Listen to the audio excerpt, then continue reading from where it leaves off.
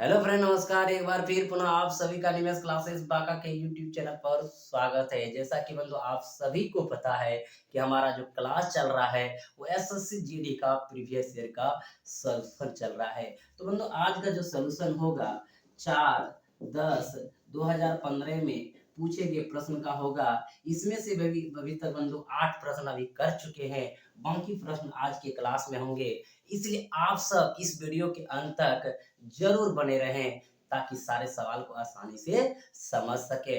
और जो भी भाई बंधु हमारे चैनल को अभी तक सब्सक्राइब नहीं किए हैं वो सबसे पहले जाके सब्सक्राइब कर दीजिए तथा बंधु साथ ही साथ लाइक और शेयर करना ना भूलें। तो देखते हैं आज का जो पहला सवाल है वह किस प्रकार से रहता है।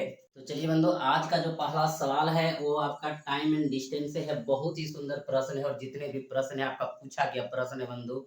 अगर इस प्रकार के प्रश्न आएंगे तो आप इसको कैसे बनाएंगे। सवाल है, एक छात्र अपने घर से 2.1/2 किलोमीटर पर घंटा की गति से चलकर अपने स्कूल 6 मिनट देरी से पहुंचता है।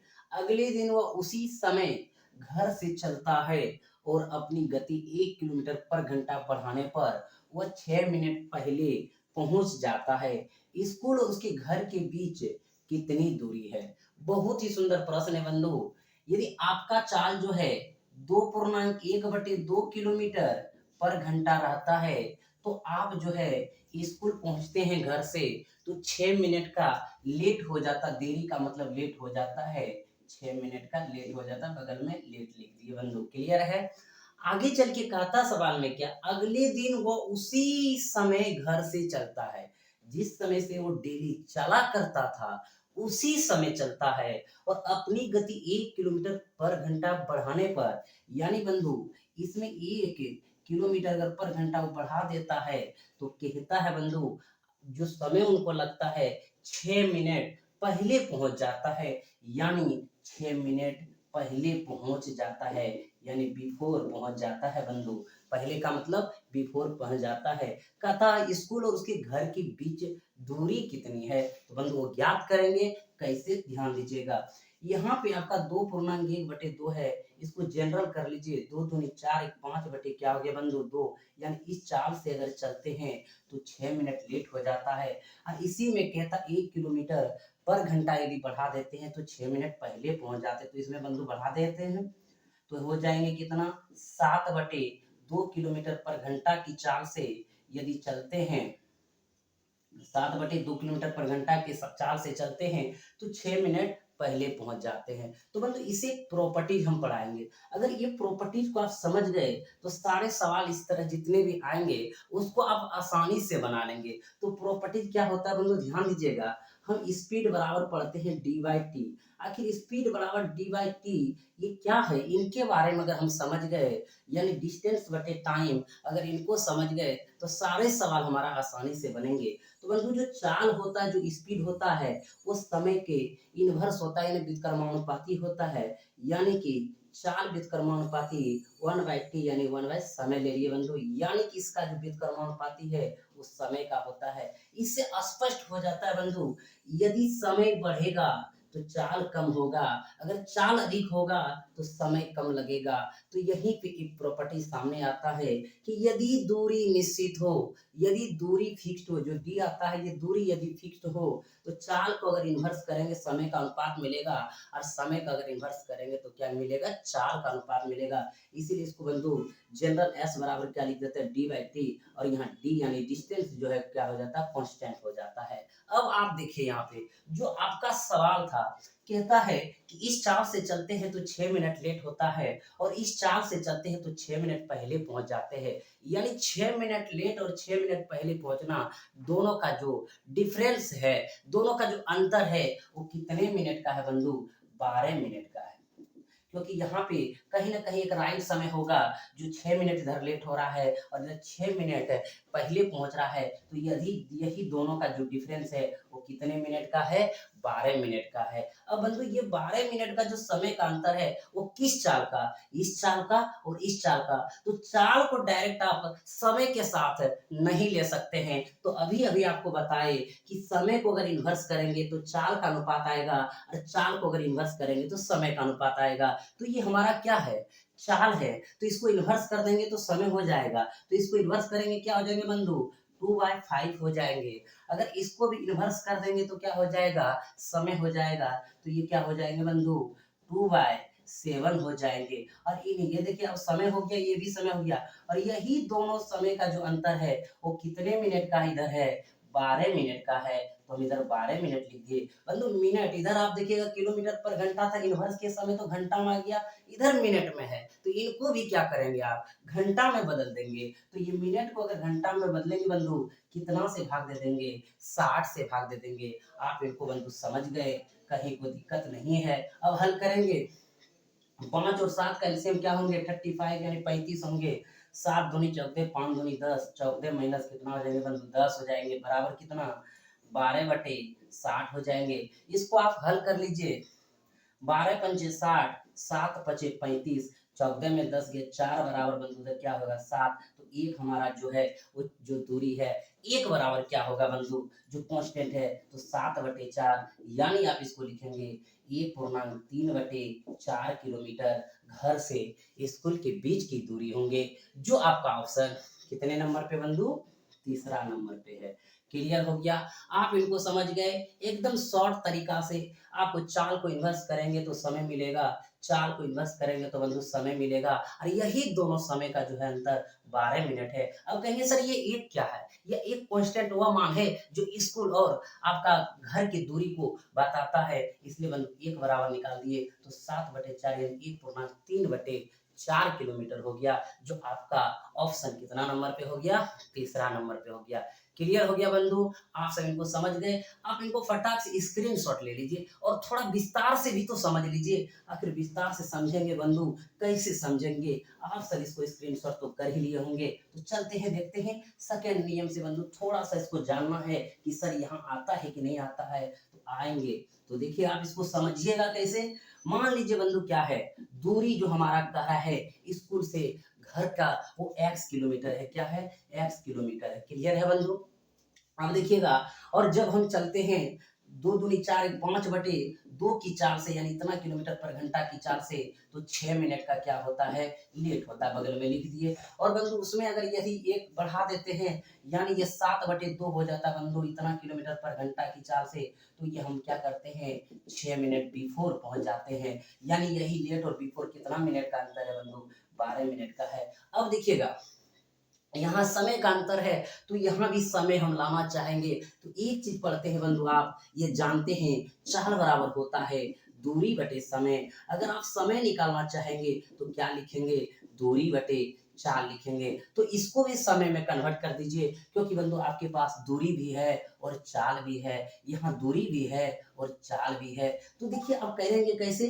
समय बराबर दूरी बटे चाल। तो दूरी कितना है बंधु, यहाँ पे देख लीजिए x है, और चाल कितना है, 5/2 है। 2 ऊपर चल जाएंगे बंधु, ऐसा आ जाएंगे, यानी लिख सकते हैं 2x/5 लिख सकते हैं। इसको भी देखिए बंधु उसी प्रकार क्या लिख सकते हैं, यानी दूरी हमारा x है, चाल हमारा 7 है, बटे 2 है, 2 ऊपर जाएंगे इतना हो जाएंगे, यानी 2x बटे क्या हो जाएंगे, 7 हो जाएंगे। और यही समय और यही समय का अंतर, यानी 2x/5 माइनस 2x/7, और यही दोनों समय का अंतर कितना है बंधु, 12 मिनट। तो इसको आप घंटा बदलेंगे तो 12 बटे क्या लिखेंगे, 60 लिखेंगे। अब देखिए इसको हल कर लीजिए आप, यहाँ पे नीचे हो जाएंगे एलसीएम उसका 35, 7 दूनी 14x, 5 दूनी 10x, बराबर इसको कटा दीजिए बंधु, 12 पंचे 60, यानी 1 बटे क्या हो जाएंगे, 5 हो जाएंगे। तो 7 बचे 35, तो बंधु यहाँ 4x बराबर क्या हो जाएंगे, 7 हो जाएंगे। x बराबर हो जाएंगे 7/4, यानी हो जाएंगे 1.3/4 किलोमीटर। यही दूरी जो x है उसी का मान है 1.3/4 किलोमीटर। क्लियर हो गया बंधु, आप सब समझ गए। अब चलते हैं अगले प्रश्न की ओर। तो चलिए बंधु, अगला जो दूसरा प्रश्न है आपका जबरदस्त प्रश्न है बंधु, और ये सारे का सारे प्रश्न पूछा गया है, और ये अंकित मूल्य लाभ हानि से। देखिए सवाल क्या कहता है, एक विक्रेता ने किसी वस्तु का लागत मूल्य 30% बढ़ा दिया और अंकित मूल्य ₹286 तय कर दिया, परंतु बिक्री के समय उसने खरीदार को 10% की छूट दी। लाभ का प्रतिशत कितना होगा? बहुत ही सुंदर प्रश्न है बंधु। यहाँ पे एक आप प्रॉपर्टी देखिएगा, एफपी, एसपी और सीपी। यानी बंधु ये एफपी का मतलब फिक्स प्राइस, जिसको सूची मूल्य, अंकित मूल्य कहते हैं। एसपी का मतलब होता है सेलिंग प्राइस, जिसको आप विक्रय मूल्य कहते हैं। और सीपी का तो आप जानते ही बंधु, कॉस्ट प्राइस, जिसको आप क्रय मूल्य कहते हैं, लागत मूल्य कहते हैं। तो बंधु एफपी और सीपी का डायरेक्ट कोई रिलेशन नहीं होता है, निकाला नहीं जाता है। कहेगा तब बैठाएंगे, अन्यथा नहीं बैठाएंगे। तो एफपी से पहले बॉर्डर यानी बॉडीगार्ड, एसपी काम करेगा, तो यहाँ से जो जाएंगे वो डिस्काउंट परसेंट के साथ जाएंगे। यानी कह सकते हैं कि एफपी और एसपी में जो संबंध होता है डिस्काउंट परसेंट के साथ होता है, और एसपी और सीपी का जो संबंध होता है प्रॉफिट या लॉस परसेंट के साथ होता है। तो बंधु इनसे यहाँ पहुंचेंगे तब यहाँ पहुंचेंगे, इनसे यहाँ पहुंचेंगे तब यहाँ पहुंचेंगे। तो सवाल क्या कहता है कि देखिएगा, एक विक्रेता ने किसी वस्तु का लागत मूल्य 30% बढ़ा दिया। बंधु लागत मूल्य मान लीजिए कॉस्ट प्राइस हमारा 100 है, अगर 30% बढ़ा देंगे तो बंधु क्या हो जाएगा, अंकित मूल्य 130। और इसी जगह का है अंकित मूल्य कितना नोट किया है, ₹286 अंकित किया है। इनका बिना प्रयोग किए ही बना रहे बंधु, ध्यान दीजिएगा। आप भी एग्जाम में प्रयोग नहीं करेंगे, इनका प्रयोग करेंगे तो कटाएंगे मान 286 है, कहीं पॉइंट में आएगा तो आप परेशानी में फंस जाइएगा, भाग देते देते थक जाइएगा। तो आगे बढ़ते बंधु, आगे चल के कहता है, परंतु बिक्री के समय उसने खरीदार को 10% की छूट दी। यानी डिस्काउंट कितना परसेंट का दिया बंधु, 10% का छूट दिया। और कहता है लाभ का प्रतिशत कितना होगा। तो बंधु अभी अभी बताए कि अगर ये 100 है, 30% बढ़ा दी 130 हुआ, और 10% छूट दे दिया, तो हम जानेंगे लाभ प्रतिशत तभी निकलेगा जब देखेंगे क्रय मूल्य, यानी कम में खरीदे हैं, अधिक में बेचे हैं, लाभ हो रहा है तो लाभ परसेंट भी होगा। तो सबसे पहले हमको चाहिए क्या, विक्रय मूल्य चाहिए। तो बंधु हमारा अंकित मूल्य कितना है, 130 है, और हम अंकित मूल्य से एसपी जाएंगे तो किसके साथ जाएंगे, डिस्काउंट परसेंट के जाएंगे। अगर 10% डिस्काउंट देंगे बंधु तो कितना बेचेंगे, 90 में 90/100, डबल जीरो कैंसिल, 13 नमा 17 से 117, और हमारा क्रय मूल्य कितना 100 है, और 117 में बेच रहे हैं। 100 से कितना अधिक है, तो 17 अधिक है, और जितना अधिक होगा उतना परसेंट का क्या होगा बंधु, लाभ होगा। क्लियर हो गया। अब देखिएगा इस सवाल को आप यहाँ देख रहे हैं बंधु, आंसर आपका आ चुका है पहला नंबर। इसी सवाल को सेकंड नियम से आप बना सकते हैं, जिसको आप AK47 के नाम से जानते हैं बंधु। AK47 क्या कहता है, चलाने वाला नहीं, मैथ बनाने वाला। तो बंधु क्या कहता है, अगर मान लीजिए कि हमारा लागत मूल्य 100 है, 30% बढ़ा दिए 130, पुनः कहता 10% का डिस्काउंट दिए बंधु, 90/100, यानी 100 था, 10% डिस्काउंट 90। 100 को पॉकेट में रखिए, डबल जीरो कैंसिल कर दीजिए, 13 नमा 17 से 117/100। 100 से जितना अधिक होगा उतना परसेंट का लाभ, कितना अधिक है बंधु, 17, तो 17% का क्या होगा, लाभ होगा। मजा आ गया। तो चलते हैं बंधु अगले प्रश्न की ओर। चलिए बंधु, अगला जो सवाल है तीसरा नंबर, बहुत ही सुंदर प्रश्न है, और ये आपका क्या कहते हैं, क्षेत्रमिति यानी मेंसुरेशन से, और ये प्रिज्म का सवाल है। तो बंधु कहता क्या है सवाल, लोहे से बने एक ठोस समप्रिज्म में 5 सेंटीमीटर, 10 सेंटीमीटर और 13 सेंटीमीटर भुजाओं वाले त्रिभुज के अनुप्रस्थ काट है, एवं इसकी ऊंचाई 10 सेंटीमीटर है। यदि लोहे की एक घन सेंटीमीटर का वजन 7 ग्राम है, तो प्रिज्म का वजन लगभग कितना होगा। तो सबसे पहले बंधु ये जानना होगा कि हमारा टोटल आयतन क्या है, तब जाकर के उसकी वजन में कन्वर्ट करेंगे, वो भी लगभग। तो बंधु देखिएगा कैसे इसको बनाएंगे। तो सबसे पहले प्रिज्म के बारे में जान ले रहे हैं, और इस प्रकार के जब प्रश्न आते लगते हैं कि बहुत भारी है। अब बहुत भाई बंधु इस प्रश्न को छोड़ भी देते हैं, लेकिन आज के बाद आपका नहीं छूटेगा, भार का जो कोई एहसास ही नहीं होगा। तो बंधु जानेंगे कैसे, तो इसके लिए सबसे पहले हम जानेंगे बेलन। देखिएगा बेलन जानेंगे बंधु, बेलन अगर जान गए तो समझिए प्रिज्म आप जान गए। और कैसे वो बता देंगे। ये बंधु क्या था, हाइट, यानी इसको ऐसे सूचित करते हैं, और ये हमारा क्या होता है, रेडियस यानी आर। अब बंधु इसका एक फॉर्मूला होता है, क्या होता है, बेलन का वक्र पृष्ठीय क्षेत्रफल।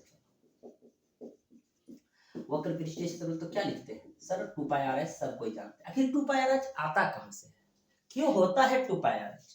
तो बंधु वक्र यानी इसके बाहरी भाग को कवर करना, इसके बाहरी भाग को ये छोड़ देना, संपूर्ण नहीं लेना, वक्र यानी इसको सिर्फ ढकना। तो बंधु ये क्या है, वृत्ताकार आधार, इसमें फिक्स रहता है। तो इस आधार के साथ हाइट को, यानी देखिएगा ये 2πr जो वृत्त की परिधि यानी परिमाण और हाइट के साथ उसको बंधु कन्वर्ट करेंगे, यानी इसको पूरा ढकेंगे, तो वही कहलाएगा हमारा बेलन का वक्र पृष्ठीय क्षेत्रफल। समझ गए। इसी के साथ बंधु अगला क्या होता है, संपूर्ण पृष्ठीय क्षेत्रफल।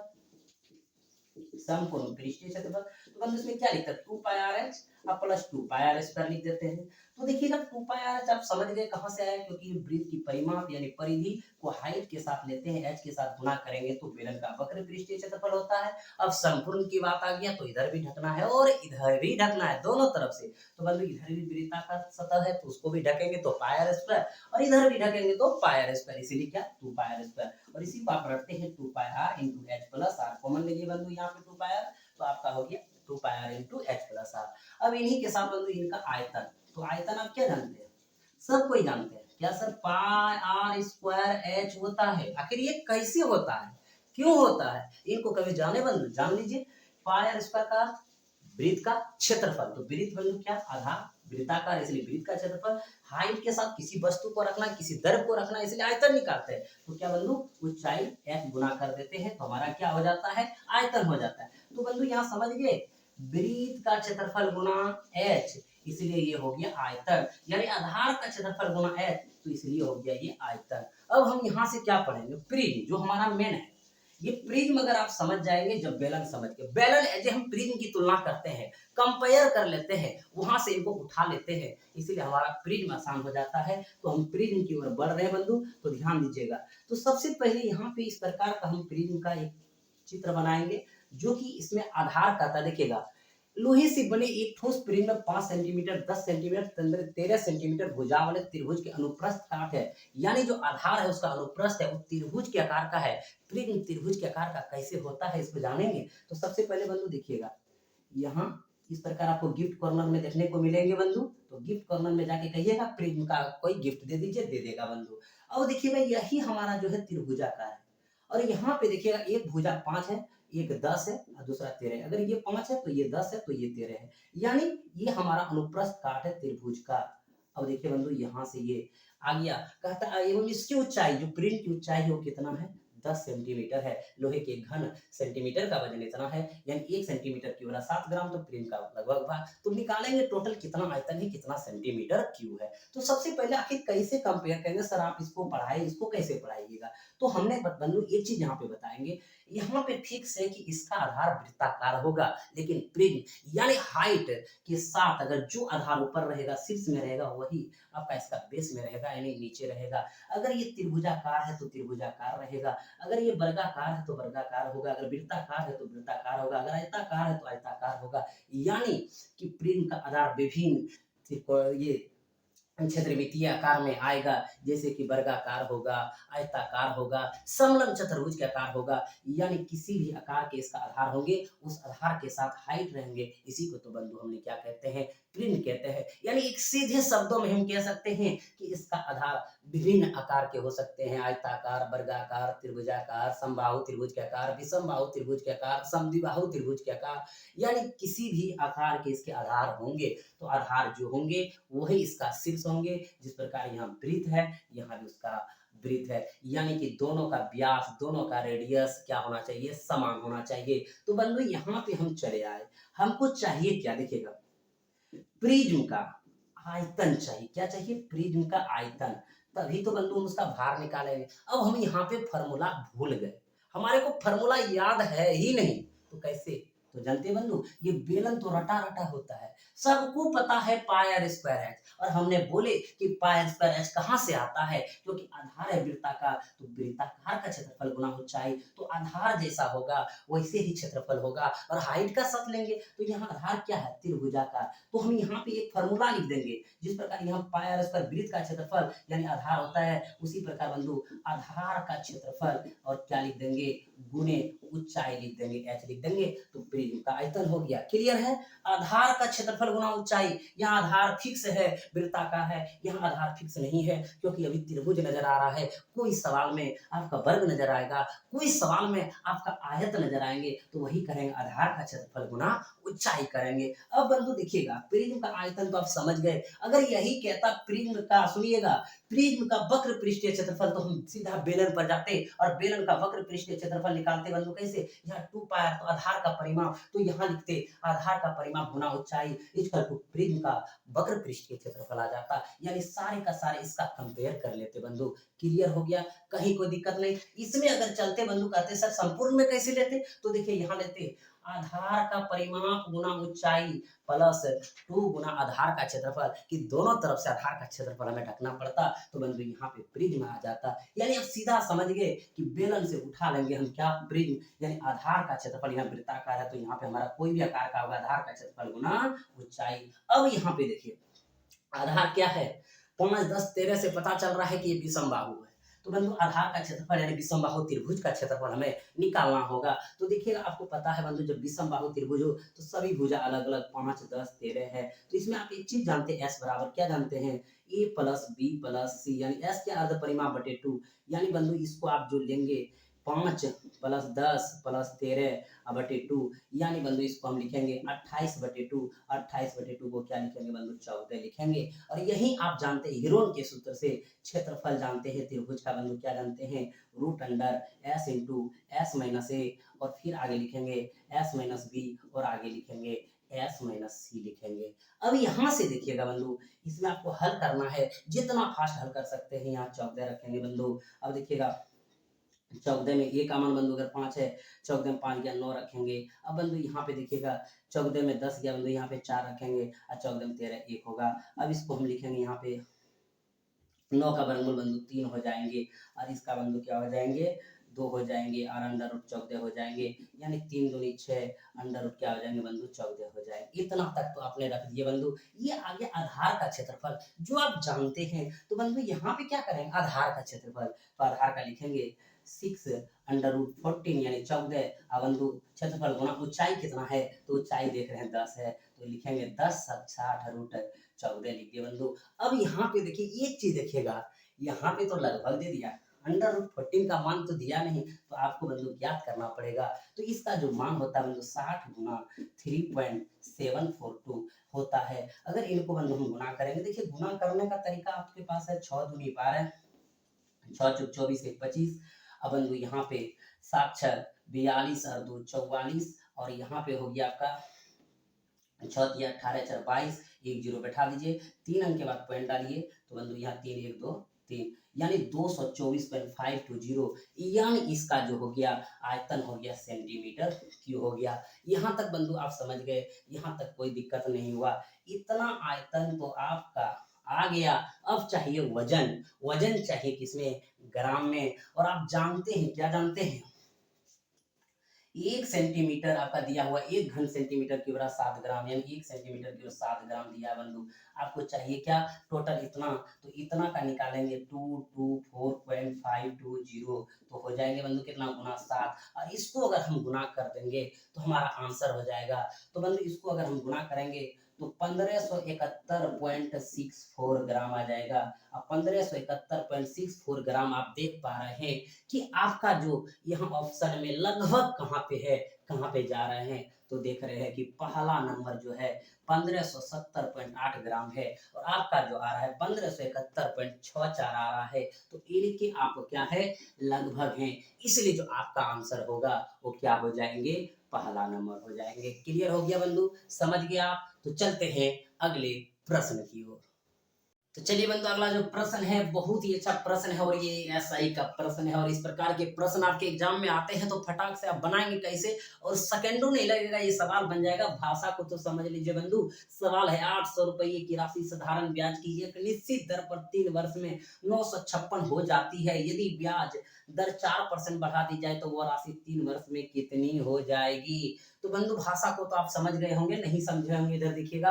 तो कहता है 800 रुपये की राशि है और एक निश्चित दर पर, यानी दर क्या है नहीं पता, यानी 8% क्या है ये नहीं पता, लेकिन 3 वर्ष में बंधु, जो 3 वर्ष आपका समय है, यही 3 वर्ष में कहता है कि 956 रुपया हो जाती है। और आप जानते हैं वो जाना क्या कहलाता है, अमाउंट यानी निसर्धन कहलाता है। हमारा था 800, हो गया 956, तो कहीं ना कहीं बंधु दर होगा, तभी तो हो गया 956। और आगे चल के कहता है यदि ब्याज दर 4% बढ़ा दी जाए, यानी दर पहले क्या है नहीं पता, अगर इसमें 4% बढ़ा दी जाए तो वह राशि 3 वर्ष में, यानी ये जो समय है वही 3 वर्ष में बंधु कहता है कितनी हो जाएगी, यानी यहाँ कितनी हो जाएगी, अगर R में हम 4% बढ़ा दें तो कितनी हो जाएगी। तो बंधु आप जानते हैं, क्या जानते हैं, एक प्रॉपर्टी हम आपको बहुत बार पढ़ा चुके हैं कि समय गुना दर क्या कहलाता है, ब्याज कहलाता है। जिस प्रकार दर और समय बढ़ता है उसी प्रकार क्या होता है, आपका ब्याज बढ़ता है।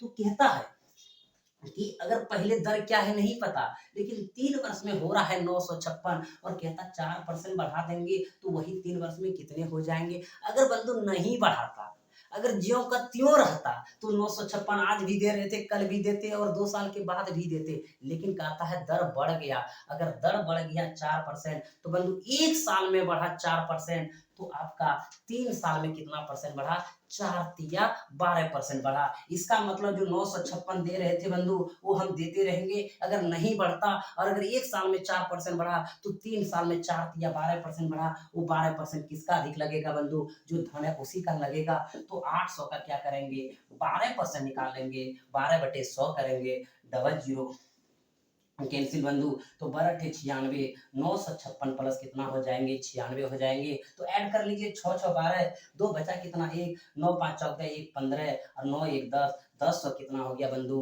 52 हो गया। यानी जो धन आप दे रहे थे 956, अब देंगे कितना, 1052। किसकी वजह से, जब दर आपका क्या होगा, 4% बढ़ जाएगा। क्लियर है बंधु। तो देखिए आपका आंसर कितने नंबर ऑप्शन पे नजर आ रहा है, तीसरा नंबर पे आ रहा है। तो चलते हैं बंधु अगले प्रश्न की ओर। तो चलिए बंधु अगला जो प्रश्न है आपका 5वां प्रश्न, और इस प्रकार के प्रश्न बहुत ही इंपॉर्टेंट में आज समझो आ ही गया इस तरह के प्रश्न बंधु। तो देखिए सवाल क्या कहता है, एक बल्लेबाज 17वीं पारी में 87 रन बनाता है और इस प्रकार उसका औसत 3 रन बढ़ जाता है। 17वीं पारी के बाद उसका औसत ज्ञात कीजिए। तो बंधु 17वीं पारी जब खेला होगा वो 87 रन बनाया होगा, निश्चित है कि उनसे पहले वो 16 पारी खेला होगा। बिना 16 पारी खेले वो 17वीं पारी खेल नहीं सकता है। यानी कहने का मतलब बंधु यहाँ से जो खेल के आया होगा, यहाँ तक 16वीं पारी खेल के आया, तब अगला जो है वो 17वीं पारी खेला और यहाँ पे ताबड़तोड़ बैटिंग कर दिया 87 रन का, और कहता है कि औसत बढ़ गया 3 रन। अब बंधु अगर ये 87 रन का पारी नहीं खेलता तो उसका औसत नहीं बढ़ता। तो आपका ये कितने विधि से चाहिए, इसको हम 3 4 विधि से बना देंगे बंधु, लेकिन कम से कम आपको 2 विधि जरूर जानना है। तो मान लीजिए बंधु की 16वीं, देखिएगा 16वीं पारी तक औसत एकदम मान के बनाइए, पहले औसत क्या है बंधु, x है। और आप जानते हैं, क्या जानते हैं, औसत बराबर संख्याओं का योग बटे क्या होता है, संख्या होता है। अगर योग निकालना होगा तो औसत गुना क्या करेंगे, संख्या। तो बंधु अगर 16वें पारी तक योग करेंगे तो क्या हो जाएगा, 16x हो जाएगा, क्योंकि 16वीं पारी तक औसत हमारा क्या है, x है, इसीलिए योग कितना हो गया, 16x हो गया। अब बंधु यहाँ पे देखिएगा कि 16वीं पारी तक औसत तो हमने x मान लिया, योग हमारा 16x हो गया। अगर हम 17वीं पारी में रन कितना बनाते हैं, 87, यानी 16वें पारी तक रन हो गया 16x, और 17वीं पारी में बनाए 87 रन, यानी 17वीं पारी तक रनों का योग इतना होगा 16x प्लस 87 होगा बंधु। और यही कहता है जो 17वीं पारी खेले तब 3 रन कहता है औसत बढ़ जाता है। इसका मतलब बंधु साफ है कि पहले हमारा 16वें पारी तक था औसत x, और 3 रन बढ़ जाएगा तो क्या हो जाएगा, x प्लस 3। तो ये कितने पारी का औसत हो गया, 17 पारी का औसत हो गया। तो बंधु औसत हो गया 17वीं पारी तक x प्लस 3। अगर योग निकालेंगे तो इसमें कितना गुना कर देंगे, 17 से गुना कर देंगे। एक बार पुनः समझिएगा कि 16वीं पारी तक आपका 16x रन था, 17वीं पारी में 87 रन बनाए, तो 17 पारी का टोटल रन इतना, और 17 पारी का औसत तो इतना होगा बंधु, क्योंकि 16वीं पारी तक आपका औसत x था, 3 रन बढ़ गया जब 17वीं पारी आप खेले, यानी 17 पारी का औसत इतना, इसलिए योग हो जाएंगे 17 पारी का कितना, x प्लस 3 गुना 17, यानी 17 पारी का रन इधर भी, 17 पारी का रन इधर भी, दोनों बराबर हो गया। अब आप इसको हल करिए, 16x प्लस 87 अब बराबर 17x प्लस 17 तिया 51। क्लियर है बंधु। अब देखिएगा यहाँ पे उधर ले जाएंगे x बराबर हो जाएगा 87, इधर घट जाएगा बंधु 51, हो जाएंगे x बराबर 36 हो जाएगा। क्लियर बंधु। यानी कि जो हमारा 16वीं पारी तक औसत था वो कितना हो गया, 36 हो गया। अब प्रश्न में क्या कहता है, 17वीं पारी के बाद उसका औसत ज्ञात कीजिए। तो 17वीं पारी बंधु क्या 3 रन बढ़ जाता है, तो क्या हो जाएगा 36 और प्लस 3 कितना हो जाएंगे, 39 हो जाएंगे। यानी 17वीं पारी के बाद उसका औसत हो जाएंगे 39 हो जाएंगे, जो कि ऑप्शन नंबर कहाँ पे है, पहला में है। तो बंधु ये हमारा प्रॉपर्टी था, तो समझ गए, लेकिन इस तरह बनाना नहीं है। बनाना कैसे है, एग्जाम में ध्यान दीजिएगा, एकदम शॉर्ट में करके आइएगा, शॉर्ट में बना के आइए। और शॉर्ट में नहीं बना पाए तो पढ़ने से क्या फायदा। मेरे पास बंधु 16वीं पारी तक क्या था नहीं पता, 17वीं पारी में हमने कहते 87 रन बनाए, और जैसे हम 87 रन बनाए कहता 3 औसत बढ़ गया। तो बंधु 3 औसत बढ़ने का साफ साफ है कि 3 जो औसत बढ़ा, तो 3-3 रन सब में मेकअप हुआ, 16 तक मेकअप हुआ, तो 16 या 48 रन हम दे दिए किसको, पीछे मेकअप करने में। पीछे मेकअप का मतलब है पीछे एवरेज बढ़ाने में। अभी 87 रन का पारी खेले हैं, 87 में 48 रन अगर पीछे चला गया तो बंधु वर्तमान में कितना बचा, तो देख लेंगे। 17 में 8 गया 9, और यहाँ बंधु कितना 7 में 4 चला गया तो कितना 3, यानी कितना बचा 39। यानी वर्तमान में जो औसत है हमारा क्या है, 39 है। अब वर्तमान कौन सी पारी है, 17वीं पारी है, इसलिए हमारा आंसर जो क्या हो जाएगा, 39 हो जाएगा। एक बार फिर से समझिएगा, 16वीं पारी तक क्या था, औसत नहीं पता, 17वीं में खेले 87 का तक 3 रन औसत बढ़ गया। इसका मतलब 3 रन औसत तभी बढ़ा होगा जब 16 पारी में 3 रन आया होगा, इसलिए 16 या 48 पीछे चला गया 87 खेलने के बावजूद भी। तो वर्तमान में बचा कितना, 39 यानी 39, यानी हमारा जो 17वीं पारी का औसत क्या हो जाएंगे, 39 हो जाएंगे। क्लियर हो गया बंधु, आप सब समझ गए। आज का जो क्लास रहेगा बंधु मेरा इतना ही रहेगा। आप सबको अगर यह वीडियो पसंद आया हो, मजा आया हो, तो लाइक और बंधु शेयर जरूर कर दीजिए। साथ साथ हमें कमेंट करके बताइए कि मेरा क्लास कैसा लगा बंधु। फिर हम नई ऊर्जा नई उमंग के साथ आपके नेक्स्ट वीडियो में मिलेंगे। तब तक आप सबों को अनिमेष क्लासेस बांका की तरफ से बहुत बहुत धन्यवाद। हंसते रहिए, मुस्कुराते रहिए। जय हिंद।